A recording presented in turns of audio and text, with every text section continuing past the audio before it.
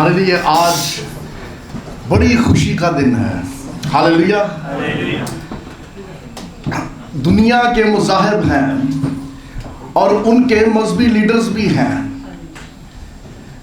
वो अपने मजहबी लीडर्स का जन्मदिन मनाते हैं। पूरी दुनिया में फकत दीन मसीहत ऐसा है जो ना सिर्फ अपने लीडर का जन्मदिन मनाता है बल्कि मुर्दों में से जी उठने का दिन भी मनाता है। Hallelujah, hallelujah. You are so special. अरे तुम मुबारक लोग हो। तुम एक ऐसे लीडर की पैरवी करते हो जो मौत पर और कब्र पर गालिब आ गया है। वो कहता है मौत और आलम अरवाह की कुंजियां मेरे पास है। हालेलुया। मेरी तरफ से, मेरे घराने की तरफ से तमाम आने वाले मेहमानों को, वो जो नए आए हैं उन सबको हैप्पी ईस्टर, ईद क़यामतुल मसीह कह लो, रेज़रेक्शन डे कह लो। कुछ लोग की चाक दे रहे हैं ईस्टर कहना है कि ईद क़यामतुल मसीह कहना की कहिए। अरे जो मर्जी कहिए, हैप्पी ईस्टर कहिए, ईद क़यामतुल मसीह कहिए, रेज़रेक्शन डे कहिए, कुछ भी कहिए, ना मेरी नजात पे फर्क पड़ने वाला है ना आपकी नजात पे फर्क पड़ने वाला। हकीकत ये है कि मौत हार गई, कब्र खुल गई, जिंदगी जीत गई और यीशु गालिब आ गया। Hallelujah. This is the truth. ये वो सच्चाई है जिससे इनकार नहीं किया जा सकता, जिसको मिटाया नहीं जा सकता, जिसको खत्म नहीं किया जा सकता। हालेलुया। मेरे साथ निकालिए नए अहदनामा में से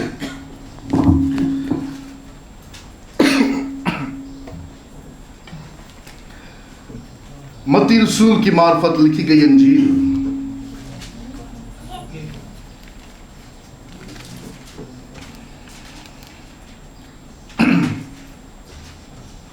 उसका 28वां बाब और पहली आयत से पढ़ेंगे और लफ्जों पर गौर कीजिएगा। जिनके हाथों में बाइबल्स हैं वो आयात पर गौर करें, जिनके पास नहीं है वो तवज्जो से सुने। खुदा उनके कलाम में लिखा है, और सब्बत के बाद हफ्ता का पहला दिन मतलब संडे, पौ फटते वक्त मरियम मगदलीनी और दूसरी मरियम कब्र को देखने आई, और देखो एक बड़ा भूचाल आया, क्योंकि खुदावंद का फरिश्ता आसमान से उतरा और पास आकर पत्थर को लुढ़का दिया और उस पर बैठ गया। उसकी सूरत बिजली की मानद थी और उसकी पोशाक बर्फ की मानद सफेद थी, और उसके डर से निगहबान कांप उठे और मुर्दा से हो गए। ए सिक्योरिटी जी भाई जी, ये दुनिया की सिक्योरिटी है जो मुर्दा से हो गए। फरिश्ते ने औरतों से कहा, तुम ना डरो, क्योंकि मैं जानता हूं कि तुम यीशु को ढूंढती हो जो मसलूब हुआ था। वो यहां नहीं है, क्योंकि अपने कहने के मुताबिक जी उठा है। आओ ये जगह देखो जहां खुदावंद पड़ा था। खुदा उनके पाक कलाम के पढ़े, सुने और समझे जाने में उसकी खास बरकत हो। आमीन। आइए कुछ पल के लिए अपने सरों को झुकाएं, अपनी आंखों को बंद करें, खुदा उनकी शुक्रगुजारी करें, क्योंकि वो अपने कहने के मुताबिक जी उठा है। और वो जो जी उठा है आज इस हाजिर जमात के दरमियान में मौजूद है। वो चलता फिरता और जुम्बिश करता। जिंदा मेहरबान आसमानी बाप, यीशु दिल की गहराइयों से शुक्रगुजारी करते हैं खुदा आज के इस दिन के लिए, इस वक्त, इस मौका के लिए, इस पल के लिए जो आपने हमारी जिंदगी में अता किया। खुदा यीशु जी, आपके लोग, आपकी चरागाह की भेड़ें आज आपके जी उठने के इस फाते दिन को सेलिब्रेट करने के लिए हाजिर हैं। खुदा अपने बच्चों से कलाम कीजिए और आज अपने कलाम की कुदरत के वसीला से दिलों की आंखों को रोशन कीजिए, छुइए, ब्लेस कीजिए, बड़ी बरकत दीजिए, यीशु के नाम में आमीन। हर साल हम लोग ईद क़यामतुल मसीह के मौका पे इन्हीं बातों को, इन्हीं चैप्टर्स को गौर करते हैं और इस कहानी से जुड़े हुए इन किरदारों को अपने सामने रखते हैं। It's a very special day. ये वो दिन था जिसकी बाबत अंबिया ने कलाम किया हुआ था। खुदावंद का इलाही मंसूबा तकमील को पहुंचा, मतलब ये वो मंसूबा जो बनाए आलम से पहले तैयार कर दिया गया। It's a very special day जिसकी बाबत सदियों से इंतजार किया जा रहा था। आखिर वो वक्त आ पहुंचा और मौत हार गई, कब्र ने अपना मुंह खोल दिया। खुदावंद का कलाम बताता है जिंदगी फातेह हुई, और ये वो दिन था जिसके इंतजार में अंबिया कई बार कलाम कर चुके। हम मुंतजर थे इस दिन के, और हम खुदावंद की शुक्रगुजारी करते हैं कि उसने हमें गुनाहों की दलदल से निकाला और आज़ाद किया। लेकिन मैं जब इस सारे कलवरी के मंजर, इस सारे होली वीक पे गौर करता हूँ, भाई साहब ऐसे लगता है सारा कुछ बड़ी तेजी तेजी से हुआ। एक दौड़ सी लगी हुई थी, वक्त के घोड़े बड़ी तेजी से भागते जा रहे थे। पाम संडे से सिलसिला शुरू हुआ और ऐसा लगता है कि जैसे सब कुछ बड़ा स्पीड अप था। आप अगर थोड़ा सा ओवरव्यू करने की कोशिश करो, पाम संडे के रोज खुदावंद यीशु मसीह का शहाना दाखिला हुआ। उसके बाद सोमवार को खुदावंद यीशु मसीह ने दोबारा हैकल को विजिट किया, और वहां पर जो जानवर बेचने वाले थे, जो मनी चेंजर्स थे, उन सब के तख्तों को पलट दिया। मंगलवार को काहिनों ने यह मंसूबा तय कर लिया कि अब इसको जरूर पकड़ के मारना पड़ेगा। बुधवार तक उन्होंने यहूदा इस्करियोती को मिलके सारा मामला तय कर लिया, उसको पेमेंट कर दी गई। जुमेरात को रात 9 बजे बागे गतसमनी में से खुदावंद यीशु मसीह की पकड़ाई हो गई, और रात 9 बजे से लेकर सुबह 3 बजे तक ये मुकदमे चलते रहे। कभी काहिन के पास, कभी पिलातुस, कभी हेरोदिस। और मरकस की अंजील बताती है कि सुबह 9 बजे खुदावंद यीशु मसीह को सलीब पर चढ़ा दिया गया। सुबह 9 बजे लिखने का एक खास मकसद था, पहला पहर, क्योंकि ये वक्त वो वक्त है जब हैकल के दरवाजे लोगों के लिए खोल दिए जाते थे। काहिन सुबह 6 बजे से लेकर 9 बजे तक सारे मामला तय कर लेते थे, और 9 बजे पहला बर्रा कुर्बान करने का वक्त होता था। पहला बर्रा लेते उसको मज़बे पे लटा के कुर्बान किया जाता था, और वहां पे पहला बर्रा कुर्बान होने का वक्त हो गया। यहां पर खुदावंद यीशु मसीह जो खुदा का बेया बर्रा था, ये सलीब पर चढ़ गया। खरूज की किताब 29वां बाब खोलो। खुदावंद का हुक्म था हर रोज 2 कुर्बानियां लाजम होनी चाहिए, एक कुर्बानी सुबह के वक्त और एक कुर्बानी शाम के वक्त। और यहूदियों के नजदीक शाम गुरूबे आफ्ताब से पहले पहले है। दोपहर को 3 बजे आखिरी कुर्बानी होती थी, जिसको शाम की कुर्बानी कहा जाता था।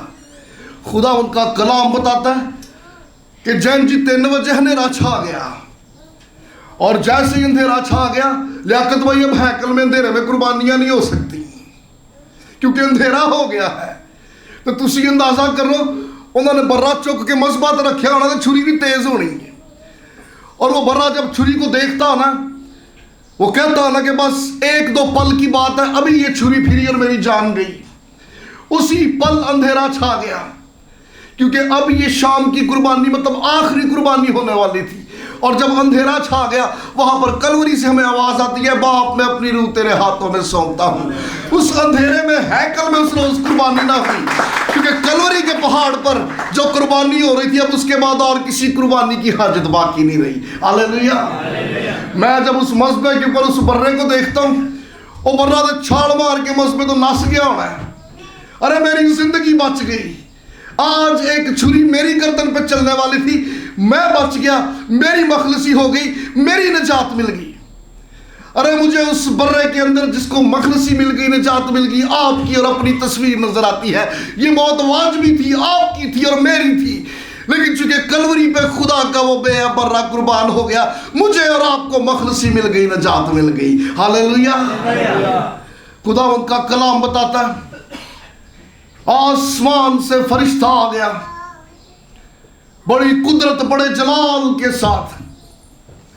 मोहर टूट गई, पत्थर को लुढ़का दिया ते आप उत्ते जाके बह गया। ये सारी बातें हम हर साल डिस्कस करते हैं, लेकिन मैं आपके सामने चंद एक किरदारों को रखना चाहता हूं। इस स्टोरी के अंदर 3 तरह के ग्रुप थे। सबसे पहला ग्रुप वो लोग जिनको यीशु तो चाहिए लेकिन अपनी मर्जी का यीशु चाहिए। जब ये चाहते हैं तब उनको यीशु चाहिए, जिस वक्त ये चाहते हैं उस वक्त यीशु चाहिए। दूसरी कैटेगरी वो जिनको यीशु चाहिए ही नहीं, ये शख्स चाहिए ही नहीं हमें। तीसरी कैटेगरी वो जैसा यीशु है हमें यीशु वैसा ही चाहिए, वी नीड जीसस। मैं जब इन 3 कैटेगरीज पे गौर करता हूं, मैं अपनी जात का मुशाहिदा करता हूं। आज मुशाहिदा कीजिए, आप यहां मौजूद अपनी जात का, आप किस ग्रोह का हिस्सा हो, आप किस ग्रुप से बिलोंग करते हो। आज इस ईद के मौका पे व्हाट इज द मैसेज? अरे मैं किस जमात का हिस्सा हूं? पहला ग्रुप वो ग्रुप जिन्हें यीशु अपनी मर्जी से चाहिए। इसमें सरे फहरिस्त यहूदा इस्करियोती था। शागिर्दों में से ये वाहिद ऐसा शागिर्द था जो गलीली नहीं था, ये क्रियात का था, और हिस्ट्री बताती जहादी ग्रुप का बंदा था। ये रेवोल्यूशनिस्ट थे, ये बड़े खतरनाक लोग थे।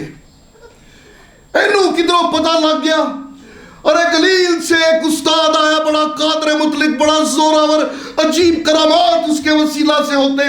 इन्हें अपना गैंग छड़िया ते इन्हें यीशु दे ग्रुप में ज्वाइन कर लिया, क्योंकि ये भी बाकी यहूदियों की तरह बनी इस्राएल कौम की मखलसी का मुंतजर था। ये गलत फहमी का शिकार था। इन्हों लगता सी आज नहीं तो कल ऐसी हड़ताल होगी, ऐसा जलसा निकलेगा, ऐसा जुलूस होगा, रोम की सल्तनत को ये शख्स घुटनों पे ले आएगा और पूरी दुनिया पे फिर बने इस्राइल का इख्तियार होगा, हम लोग राज करेंगे। He was wrong. 3 साल यीशु दे नाल चलदा थक गया सी। अरे कब वो दिन आएगा? किस दिन ऐसा होगा? हम किस दिन नारे मारते, तलवारें निकालेंगे और हल्ला बोल देंगे, गर्दनें उड़ा देंगे, रोमी यहां पर अपना सामान छोड़कर वापस रोम भाग जाएंगे। वो दिन कब आएगा? ये थक गया इस दिन का इंतजार करते करते। इन्हें लगता सी यीशु ने लगता है ये कुछ नहीं करता, ही इज वेरी स्लो, ये बड़ा स्लो चलता पिया, मैनू ही कुछ करना पैना है। इन्हें लगता सी कि शायद मैं कोई स्ट्रैटेजी अपनावा तो काम थोड़ा फास्ट ट्रैक हो जाएगा। खुदावंद का कलाम बताता है, इसने पैसे ले लिए, उन्होंने 30 सिक्के दे दिए, गुलाम की कीमत थी ये, 30 सिक्के देके मामला तय कर लिया। इन्हें बार्गेनिंग भी नहीं की थी, क्योंकि शायद इसको भी पैसों से सरोकार नहीं था, ये कुछ और चाहता था। उन्हें 30 क्या है, 30 फड़ ले, 30 सिक्के लैके क्या ओके ठीक है, मैं छापा पवांगा, मैं तुम दसांगा। लेकिन जब खुदावंद यीशु मसीह की गिरफ्तारी हो गई, कोड़े पड़े, सलीब पर लटकाने की नौबत आ गई, 27वां चैप्टर दसदा है ये शख्स शर्मिंदा हुआ, इसको एहसास हुआ, अरे नहीं जो मैं चाहता था वैसा तो कुछ भी नहीं। मैनू तो लगता सी गतसमनी च फौजी अटैक करेंगे, ये अपना जलाल दिखा देगा, अरे एक खाना जंगी शुरू हो जाएगी, चलो मेरी वजह से सही कुछ ना कुछ तो वकू में आएगा। इसने देखा कि यीशु ने तो सरेंडर कर देता है, अरे वो तो आप इनके साथ चल पड़ा। अब इसके दिल पे चोट लगनी शुरू हो गई, अरे नहीं जो मैं चाहता था यीशु ने वो नहीं किया, जो मुझे लगता था वैसा नहीं हुआ। खुदावंद का कलाम बताता है ऐसे ही शर्मिंदगी 30 सिक्के जाके ने हैकल से सुट दिते। कहनों को बोला मुझसे खता हो गई, मैंने एक मासूम को, मैंने एक इनोसेंट को, एक बेगुनाह को पकड़वा दिया, मुझसे बहुत बड़ी गलती हो गई, अरे ये पैसे ले लो मुझसे वापस। उन्होंने कहा भाई नस जा, हुण तेरे नाल कुछ नहीं हो सकता। ये गलती यहूदा से भी हुई, एक गलती पतरस से भी हुई जब उसने मसीह का इनकार कर दिया, एक गलती तूमा से भी हुई। अरे वो जल्दी यकीन करने वालों में से नहीं था, लेकिन पतरस और तूमा के साथ अच्छी बात यह थी, शक करने के बावजूद, इनकार करने के बावजूद उन्होंने वापस फेलोशिप का रुख किया, माफी मांग ली, झुक गए, सरेंडर कर दिया, खुदावंद ने उन्हें बख्श दिया, माफ कर दिया, वो फिर से जमात का हिस्सा बन गए। लेकिन यहूदा इस्करियोती, अरे इसके दिल को इब्लीस ने इस कदर सख्त कर दिया, इसके अंदर दलेरी नहीं थी, इसके अंदर वो जुर्रत बनी नहीं कि मैं किस मुंह से वापस फिर उसी ग्रोह का हिस्सा बनूं, मैं किस मुंह से खुदावंद से माफी मांगूं। अरे पता नहीं वो मुझे माफ करे या ना करे। अरे उसके इसी सोच, इसी कश्मकश ने इब्लीस उसके ऊपर गालिब आया। खुदावंद का कलाम बताता है, अरे उसने सुसाइड कर लिया, फांसी ले ली और अपनी जान दे दी। इस किस्म के लोग दे आर वेरी डेंजरस। अरे ये खतरनाक ग्रोह है। They are the dangerous people, जिन्हें यीशु तो चाहिए लेकिन अपनी मर्जी का चाहिए। इन्हें उस वक्त यीशु चाहिए जब ये चाहते हो, उस काम के लिए यीशु चाहिए जो ये चाहते हैं, उस वक्त यीशु चाहिए जब इनकी जरूरत है। अरे याद रखिए, यीशु, जीसस, अरे ये कोई टीवी का रिमोट नहीं है जो चैनल देखने को दिल करे ऑन कर दिया, जब दिल ना किया तब ऑफ कर दिया। यीशु ऐसा नहीं।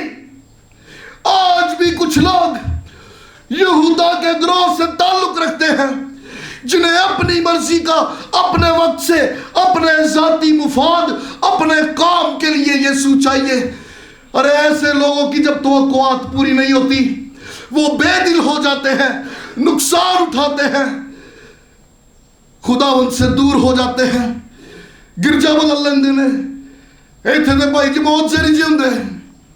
अरे यहां प्रोफेसीज नहीं होती, यहां मिरेकल्स नहीं होते।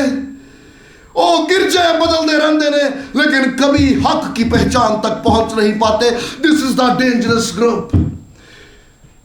खुदावंद का कलाम बताता है, उन्होंने कायना ने सिक्के चुके, उन्हें कहा ना जी ना भाई जी ने का बड़ी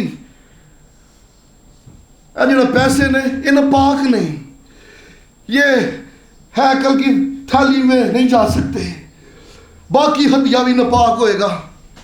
खुदावंद का कलाम बताता है, इन्होंने खेत खरीद लिया।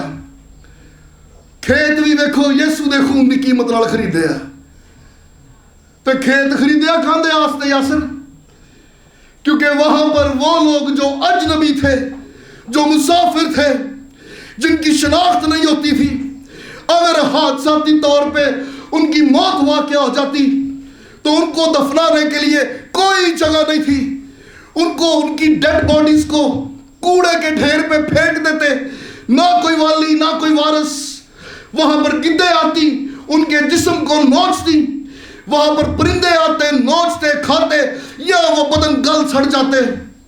रहम ये हो गया, यीशु की खून की कीमत से जो खेत खरीदा गया, उनसे उन लोगों पे रहम हो गया जिनके बदन फेंक दिए जाते थे, जिनका कोई वाली वारस नहीं होता था, जिनके बदन इत्मीनान नहीं पाते थे, तसल्ली नहीं पाते थे। अब उनके बदनों को दफनाने के लिए एक जमीन मिल गई थी। अरे मैं जब इन फेंके हुए जिस्मों पे गौर करता हूं, ये तस्वीर है मेरी और आपकी दुनिया में। ये हमारी वक़्त थी, ये हमारी हैसियत थी। ना कोई वाली ना कोई वारस, रद्द किए हुए, फेंके हुए, बदन बेचैन और बेसुकूने। लेकिन एक दिन यीशु के खून से कीमत अदा कर दी गई, और जिस दिन कीमत अदा हुई तब से ये बदन आराम में है, तब से ये बदन सुकून में है। हालेलुया। आइए खुदावंद के लिए जोरदार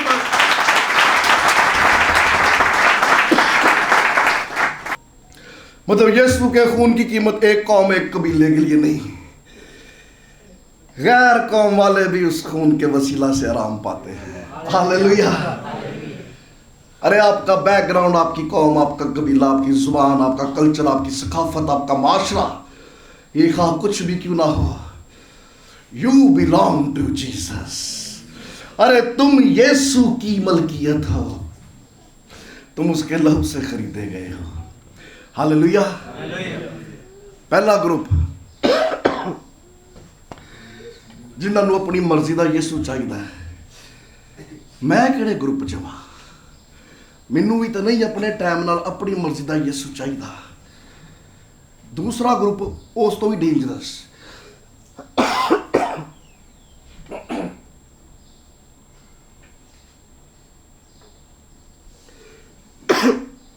ये पहली आयत पढ़ी तुसी, 28वीं आयत की जो पहली आयत है वो लिखा हुआ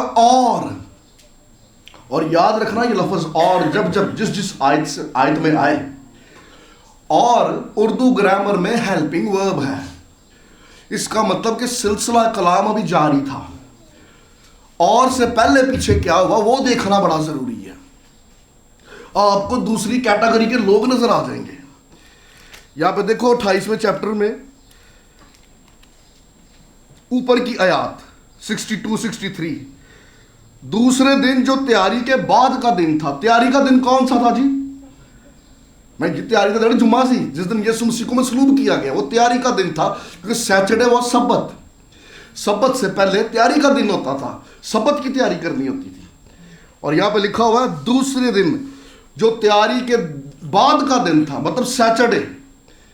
ये तुसी हुण गौर ना पढ़ो, सैटरडे नूं होण की डिया जे, सब्बत का दिन, जब बनी इसराइल कौम को हुक्म था कि कोई काम नहीं करना, ये सिर्फ 3 काम कर सकते थे। दुआ करते थे, पाक कलाम की तलावत करते थे, और अपने अपने घरों में अपनी फैमिली के साथ टाइम स्पेंड। ये 3 काम कर सकते हैं सब्बत नूं, और कोई काम नहीं करना। लेकिन यहां पे क्या हो रहा है? सब्बत के दिन, दूसरे दिन तैयारी के बाद का दिन था।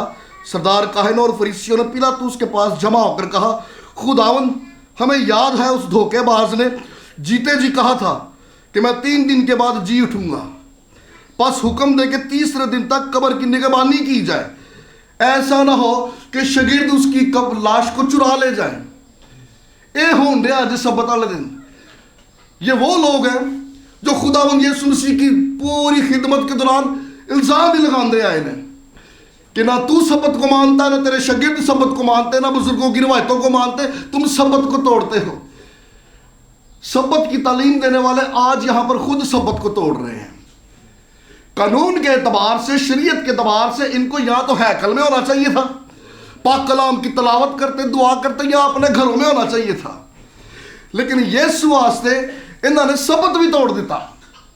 इन्होंने पहले खुदावंद यीशु मसीह को मसलूब करने के लिए यहूदी कानून को तोड़ा, अब ये इतने डरे हुए हैं, इन्होंने सब्बत को भी तोड़ दिया। ये घर पे भी नहीं है, ये हैकल में भी नहीं है, ये पिलातुस के पास है, सिक्योरिटी मांगने के लिए गए हुए हैं। और क्या कह रहे हैं? आए खुदावंद, उस धोखेबाज ने कहा था मैं तीसरा दिन जी उठूंगा। जब यीशु जिंदा था ये तब भी डरते थे, और अरमान यीशु मर गया, ये भी डरे इन्हें, ये डरे हुए थे, ये खौफजदा लोग हैं, इनको यीशु चाहिए ही नहीं, क्योंकि यीशु होता है ये कांप जाते हैं, ये डर जाते हैं। उसकी बातें, उसका कलाम, उसकी सच्चाइयां, उसके मौजज़ात, अरे ये इनको खौफजदा कर देते हैं। ये उसके जीते जी भी डरे हुए थे, और यीशु मर गया, ये अभी भी डरे हुए हैं, ये खौफजदा है यीशु नाम से। इनको डर है कलाम पूरा ना हो जाए, और ये सिक्योरिटी मांगने गए हैं। उसने कहा था अरे वो तीसरे दिन जिंदा हो जाएगा, किधरे भाई जी हो ही ना जावे। इन्हें डर है उसके कलाम का, उसके कलाम की सदाकत है, सच्चाई है, कुदरत है। वो जो कहता है वो होता है। अरे हम नहीं चाहते वो जिंदा हो जाए, सिक्योरिटी चाहिए। ये गलत फहमी का शिकार थे। इन्होंने लगता सी हम अपने कामों से खुदा की कुदरत को रोक लेंगे, हम स्टॉप कर देंगे। अच्छा, इनको ना सिर्फ यीशु का खौफ, यीशु के शागिर्दों का भी खौफ। इनको खौफ है, अरे वो खामोश नहीं बैठेंगे, वो उसके फॉलोअर्स हैं, वो आराम से नहीं बैठेंगे, वो कुछ ना कुछ करेंगे। अरे दुश्मन आज भी डरता है, वो यीशु से भी डरता है, उसकी सच्चाइयों से, उसके कामों से, उसकी कुदरत से, उसके जलाल से। और दुश्मन आज भी हर उस शख्स से डरता है जो उसका पैरोकार है। वो जानता है, अरे ये खामोश नहीं बैठेंगे, ये चुप नहीं रहेंगे, अरे इनको छेड़ दिया, ये आराम से नहीं बैठेंगे, ये चर्च चले जाएंगे, किसी पादरी को बुला लेंगे, ये खुद पादरी के पास चले जाएंगे, ये रोजों में झुक जाएंगे, ये दुआओं में झुक जाएंगे, ये आराम से नहीं बैठेंगे। ये आराम से बैठने वाले लोग नहीं है। दुश्मन आज भी यीशु से और यीशु की पैरवी करने वालों से डरता है, क्योंकि यीशु के पैरोकार बैठते नहीं, काम करते रहते, क्योंकि उनका आसमानी बाप काम करता रहता है। हालेलुया। इन्होंने लगता सी कि असी कुछ करांगे तो खुदावंद दा कलाम पूरा नहीं होगा।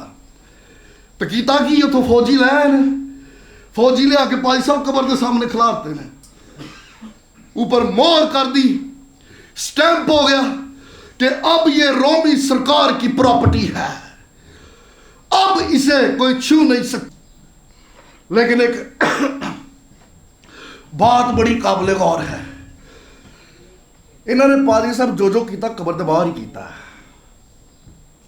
इन्होंने पैरा बिठाया अरमान कबर के बाहर, इन्होंने फौजी बिठाए कबर के बाहर, इन्होंने मोहर लाई वो भी कबर के बाहर। तो यीशु कितने जिंदा होंडे है? कबर के अंदर। रूल कुदस अंदर काम कर रहा है, सिक्योरिटी बाहर खड़ी है। इसका मतलब कि दुश्मन काम तो कर रहा था लेकिन रॉन्ग साइड पे काम कर रहा था। बाहर पैरे हैं, बाहर ऑपोजिशन है, बाहर सील है, बाहर सिक्योरिटी है, लेकिन रूल कुदस अंदर ही अंदर काम करता जा रहा है। अंदर ही अंदर जलाल जाहिर हो रहा है, अंदर ही अंदर यीशु जिंदा हो रहा है। रूल कुदस एट वर्क। खुदावंद का रूह अंदर काम कर रहा था, सिक्योरिटी बाहर निकल रही, कुछ हो जाएगा। अरे आज भी दुश्मन ऐसे ही काम करता है, क्योंकि वो खुदावंद के भेदों, खुदावंद के इरादों से नावाकिफ है। आज भी दुश्मन बार बार रुकावटें डालता है, बार बार हालात बिगाड़ता है, जिस्मानी तौर पे, माली तौर पे, माशी तौर पे, सतही लेवल पे। अरे वो बाहर बाहर रास्ते रोकता, बंधन कायम करता है, वो बाहर बाहर से डराता, माहौल बिगाड़ता है। अरे वो जानता नहीं, अरे खुदावंद का रूह बाहर से नहीं, खुदावंद का रूह तो पहले अंदर काम करता है। अरे खुदावंद का जलाल तो पहले अंदर जाहिर होता है, वो अंदर ही अंदर दिलों को बदलता है, वो अंदर ही अंदर रूहों को झंझोड़ता, वो अंदर ही अंदर रूहानी मुर्दों को जिंदा कर देता है। रिवाइवल पहले अंदर आता है, अरे उसका फिर इजहार दुनिया के सामने बाद में हो जाता है। दुश्मन खड़ा तो था लेकिन वो गलत साइड पे खड़ा था। वो ड्यूटी तो दे रहे थे लेकिन गलत साइड पे खड़े थे, वो जानने से कासर थे। अरे खुदावंद का जलाल बाहर नहीं, खुदावंद का जलाल तो अंदर जाहिर हो रहा है। हालेलुया। आपके लिए ईद क़यामतुल मसीह के मौका पे मैसेज ये है, होली स्पिरिट एट वर्क। रूल कुदस काम कर रहा है। अरे वो तेरे लिए काम कर रहा है, लेकिन पहले वो तेरे अंदर काम करेगा। वो तेरी सोच को बदलेगा, तेरे दिल को बदलेगा, तेरी मुर्दा रूह को जिंदा करेगा। हाँ, दुश्मन ने चाहे बाहर हालात बिगाड़े हो, माहौल बिगाड़ा हो, इन्वायरमेंट क्रिटिकल किया हो, खौफ ना कर, खुदावंद का रूह तेरे लिए काम कर रहा है। हालेलुया। अरे वो जो आप गालिब आया, वो तुझे भी फतह से बढ़कर गलबा देना जानता है। हालेलुया। आइए खुदावंद के लिए जोरदार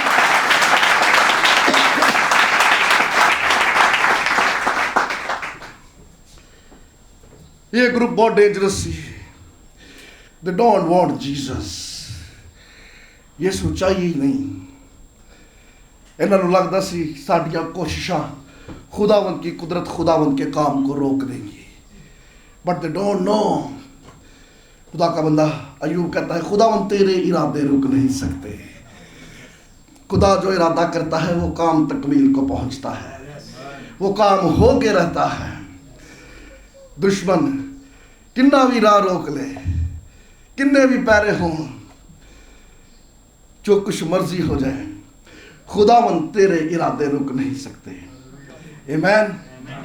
पहला ग्रुप जिनको यीशु अपनी मर्जी का चाहिए था,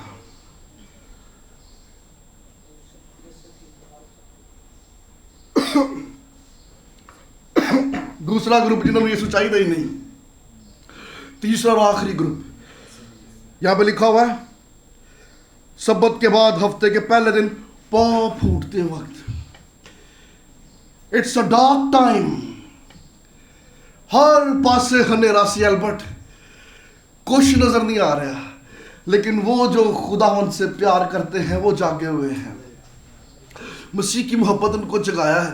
अच्छा तो जाके ये बीबियां वेलियां बह के रोंदियां नहीं रही, ये प्रेपरेशन करती रही। सुबह हमने बॉडी को मसाला लगाना है, मसाला तैयार कर दिया रही, करो नहीं निकलियां, सब्बत की पैरवी की उन्होंने, घर से नहीं निकली, लेकिन घर के अंदर काम करती रही, मसाला प्रिपेयर करती रही। हर पासे को पहनेरा, सारी कौम सुती है, लेकिन खुदावंद की तड़प रखने वाले जाग रहे हैं। और वो जो खुदावंद की तड़प रखने वाले जाग रहे हैं, वो हाथ पे हाथ रख के सिर्फ आंसू नहीं बहा रहे, बल्कि वो तैयारी में है। दे आर डूइंग समथिंग, वो प्रिपेयर कर रहे हैं। आज खुदावंद अपने लोगों से ये तवक्को करता है। दुनिया सो रही है, लेकिन खुदावंद से मोहब्बत करने वाले जागते हैं। लेकिन सवाल ये कि वो जो जाग रहे हैं वो जाग के कर क्या रहे हैं? ड्रामे में खंडे नो। अरे मुझे और आपको रूहानी प्रेपरेशन की जरूरत है, रूहानी तौर पर तैयारी की जरूरत है, क्योंकि जो खुदावंद की मोहब्बत से सरशार है, अरे उनको रातों को नींद नहीं आती, वो जागते रहते हैं। खुदावंद का कलाम कह रहा है पांव फूटते वक्त इट वॉज अ डार्क, हर पासे कुप हनेरा। इन्हों ने वेख्या जंजी 3 बज गए ने, ये टुर पईयां, इससे पहले कि सूरज की पहली किरण निकले ये घर से चल पड़ी। अरे कैसे मुमकिन होगा, कौन हमारी हेल्प करेगा, हम कैसे अंदर जाएंगे? हर तरफ अंधेरा, कुछ नजर नहीं आ रहा, कुछ समझ नहीं आ रहा। लेकिन खुशी की बात यह है, ये फिर भी ईमान से यीशु के लिए कदम बढ़ाते जा रही है। आपके लिए मैसेज ये है, मुमकिन है कि शायद इस हाजिर जमात में बथेरे ऐसे लोग हों जो इन्हीं बहनों की तरह ऐसे ही हालात का सामना करते हो। कुछ समझ नहीं आ रहा, कुछ नजर नहीं आ रहा, कौन करेगा, कैसे होगा, कब होगा? ईमान से कदम बढ़ाता जा। अरे खुदावंद तेरे लिए आप अपना जलाल जाहिर करेगा, वो आसमान से हुक्म भेज के तेरे रास्तों को हमवार कर देगा। Hallelujah, hallelujah. अरे ये बढ़ती जा रही है, ये रात का वक्त था, इट्स अ डार्क टाइम, हनेरा पिया है। साढ़े इत्थे रात पैंदी तो दिन मुक जाता है, यहूदियों में जब रात पड़ती तो दिन शुरू होता है। वहां पर रात पड़ने का मतलब there is a new beginning, एक नया आगाज होने वाला है, एक नया दिन। साढ़े रात पैंदी कि दिन मुक गया, यहूदी कहते हैं रात पड़ी मतलब दिन चढ़ रहा है। It's a new beginning. ये दुनिया के लिए तारीकी थी, लेकिन इन बहनों के लिए एक नई बिगिनिंग थी, इनके लिए एक नया आगाज था। मैं एक पास साहब की टेस्टमनी सुनी, कहते स्पाइडरमैन फिल्म आई तो मेरे बच्चों ने जिद किया कि डैडी हमने स्पाइडरमैन मूवी सिनेमा में देखनी। किसी ने सिनेमा च फिल्म देखी कभी? हाथ चुको, मैं कहना हंटर फड़िया चुको। अच्छा अब ध्यान से सुनिएगा। पास साहब कहते मैं अपने बेटे को लिया तो स्पाइडरमैन फिल्म सिनेमा की टिकटा लईया, पहला शो वेखना सी, तो कहता सी जाके बैठे। मैं अपने बेटे को क्या, 7-8 साल का बेटा से, उन्हें मैं मोबाइल दिता अपना एक, मैं उन्होंने कहा कि जैन जी मूवी स्टार्ट होने लगेगी ना तो मैंने कॉल करी, मैं बाहर जा रहा छोटा जहा काम है, मैं वापस आवागा। उन्हें कहा ठीक है डैडी। कहता अये मैं जैन जी बाहर गया हुआ तो मैंने कॉल आ गई। उन्हें कहा डैडी मूवी स्टार्ट होने वाली, जल्दी से आ जाओ। मैं उन्होंने कहा कि यार आइए तो मैं बाहर आया हुआ, आइए मूवी स्टार्ट नहीं होने वाली, वेट कर, जो स्टार्ट होएगी उदों कॉल करी। उन्होंने कहा डैडी मैं कह रहा हूँ कि मूवी स्टार्ट होने वाली है, जल्दी से आ जाओ। उन्होंने कहा मूवी कदों स्टार्ट होनी, तेनों किवें पता है? कहते मैंने इसलिए पता क्योंकि हॉल च हर पासे हनेरा हो गया। जो हर पासे हनेरा हो जाए इसका मतलब कि फिल्म स्टार्ट होने वाली है। अरे आपके लिए मैसेज ये है, जब जिंदगी में हर तरफ अंधेरा हो जाए, this is the message for you. आपकी जिंदगी में एक नई फिल्म का आगाज होने वाला है। There is a new beginning for you, there is a new beginning, sun is about to shine. अरे जिंदगी में आफताब तुलू होने वाला है, सूरज की किरणें तुझ पर चमकने वाली है। There is a new beginning waiting for you. Hallelujah. जो हर पासे हनेरा हो जाए, दुनिया के लिए रात है, ईमानदारों के लिए एक नया आगाज है। Hallelujah, hallelujah. आइए खुदावंद के लिए जोरदार खुदावंद का कलाम फरमाता है, आसमान से फरिश्ता आ गया, पत्थर को लुढ़का दिया। इसी पत्थर पे रोमी सरकार की मोहर लगी हुई थी। ये पत्थर, अरे ये ताकत का निशान है और ये मोहर इख्तियार का निशान। इसका मतलब जब खुदावंद यीशु मसीह जी उठे तो ना तो इस दुनिया की कोई ताकत और ना इस दुनिया का कोई इख्तियार उसे रोक सका। वो मौत और कब्र पर गालिब आया। हर इख्तियार, हर ताकत को उसने शिकस्त दी और जिंदगी फातेह हुई और हमारा खुदावंद यीशु मसीह कब्र पर जीत गया। अरे वो मौत जिसने शादियाना बाग यदन में बजाया था, यहाँ पर इस मौत को हथियार फेंकने पड़ गए। हालेलुया। ये मौत दुश्मन है दुनिया की, लेकिन जब से मेरा यीशु गालिब आ गया, अब ये मौत हमारी दुश्मन नहीं, अब ये हमारी दोस्त है। अरे दुनिया के लोग मरते हैं, वो उनकी रूह को थामती और आल में खामोशी में ले जाती है, लेकिन अब जब ईमानदार मरता है तो ये मौत उसको पकड़ती और आल में बाला में यीशु की हुजूरी में छुड़ाती है। अरे ये मौत दुनिया की दुश्मन है, लेकिन मेरे और आपकी अब ये दुश्मन नहीं, अब ये दोस्त है। इट्स अ पोर्टल, ये हमारे लिए एक दरवाजा है जिसको पार करके हम अपने आसमानी बाप की हजूरी में जाते हैं, क्योंकि वो जो खुद मौत पर गालिब आया, अरे वो तुझे मौत का लुकमा ना होने देगा। Hallelujah, hallelujah. आइए हम सब अपने कदमों पे खड़े हों। ओ प्रेज हालेलुया जीसस, ओ प्रेज हालेलुया जीसस। अरे आज हम उस बादशाह की हजूरी में हैं जिसने बड़े दावे से कहा कि मौत और आलम अरवाह की कुंजियां मेरे पास है। मैं मर गया था मगर देख मैं अब्दुल्लाबाद जीता हूं। आओ अपने लबों को खोलें, अपनी आवाजों को बुलंद करें। हालेलुया, ओ प्रेज हालेलुया जीसस। शुक्र खुदावंद प्रभु, तू जो हमारे, ओ हालेलुया, हालेलुया, हालेलुया। हमें भी खुदावंद आवाजें कम है।